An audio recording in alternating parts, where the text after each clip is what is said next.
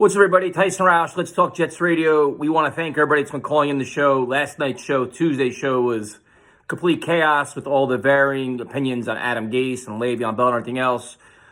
This video, obviously, is Jets-Ravens, Thursday Night Football. Jets are on the road against one of the best teams in the NFL in a very hostile environment. The injury report will play the biggest part, I think, initially when you look at this game. And the Jets are just decimated by injuries. All the names that we know, obviously, the C.J. Mosleys and the Avery Williamsons, all that we understand. But now there's new names to the list. So on offense, Ryan Griffin is out, tight end. He was the safety valve for Sam Darnold. Pretty valuable piece on offense. I mean, they can go to Daniel Brown. They can find other things to use there. But it's not, not ideal there for Sam Darnold, who is going to, for the most part, face a lot of pressure. The Baltimore Ravens are probably going to stack the box and dare Sam Darnold to beat him. And not having Ryan Griffin will be kind of a problem. Demaryius Thomas is also out. So maybe now finally Adam Gase will incorporate Jamison Crowder more in the game plan. Maybe get Ty Montgomery involved more in the game plan. Berrios and Vincent Smith. They have some fast receivers. Maybe take advantage of that. Bilal Powell is also out, which is unfortunate coming off a good game. Le'Veon Bell is back, but who knows what that means. Will Adam Gase force him carries and force him snaps? Or will they get Josh Adams the ball? Will they use Ty Montgomery as a running back? So the Jets still have some weapons. They're facing, one of the best defenses in football. And I think that the challenge here is for the Jets to be able to match the physicality of the Ravens. And this, in years past, has always been a problem with the Jets, is when they face a very physical team, they tend to back down or they melt or they whatever it is. They don't play well. And even Sam Darnold, so far this year, when he faces a lot of pressure, he gets skittish and gets demoralized and bad passes and bad footwork. So this is a significant test for Darnold, for Adam Gase. He's going to have to roll out Sam. He's going to have to get creative and try to put together a competent offense.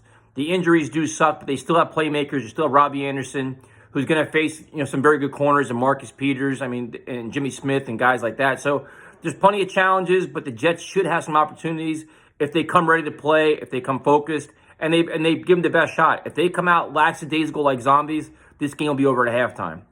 On defense, plenty of issues there as well. And this is where you're going to have your problem, where the Ravens are just a smash mouth, shove the ball down your throat kind of offense, led by Lamar Jackson, who I loved in college. I loved coming into the draft, coming into the NFL. I'm so happy he's having the success that he's having because he deserves it. The kid's a baller, and he's always been an excellent prospect. And the fact that people discounted him in the draft process was ridiculous. But it all goes through him, the run-pass option, the running plays that are just designed running plays. Then you add in Mark Ingram. Then you add in Hollywood Brown on the outside. They got weapons everywhere. So on defense, Quinnen Williams is out. He started to play well last week, but he'll be out. Nathan Shepard's banged up. So you're going to have to get, hopefully, like Steve McClendon and Henry Anderson, who's also banged up. They can generate and set the edge. Jordan Jenkins, this defensive front is going to have to play their asses off. And it's not going to be easy. It's just not. Neville Hewitt's been playing pretty well. James Burgess is playing pretty well. But you're asking a lot for this defense to pretty much hold down one of the best rushing offenses in the NFL, and they're banged up. So can they do that? I'm not so sure. And if they can, how long can they hold on for if the offense can't hold their own? If the Jets keep going 3 and out, this defense will be exhausted by halftime. So that's a legitimate concern. On the outside, Jamal Adams wants to play, most likely not going to play. Brian Poole is out. Arthur Millette is out. So you're going to have more Bless Austin. You're going to have Nate Hairston. You're going to have guys that just all filling in, trying to do their best to just, contribute. It's going to back to be a group effort. They played phenomenal last week, but this is a much different animal. The Jets have been getting by with weaker opponents the last 5 weeks. Now you're playing amongst the NFL's best. So, like I said, they got to be clicking on all phases. They got to play hard. They got to play disciplined. They can't have 10 penalties. They can't have mental lapses. They can't have coaching mistakes. They've really got to put their best foot forward. I'm not all that positive. I make sure I didn't miss anybody. I think I got all the injuries. I'm not all that positive about this game. If anything, I'm mostly concerned about Sam Darnold, keeping him upright, keeping him healthy, and keeping him somewhat coherent where he knows that he can put together a good series, a good drive, and not just 3 and out, run, third and long punt. But in terms of prediction, the point spread I think is like 14, and it's justified.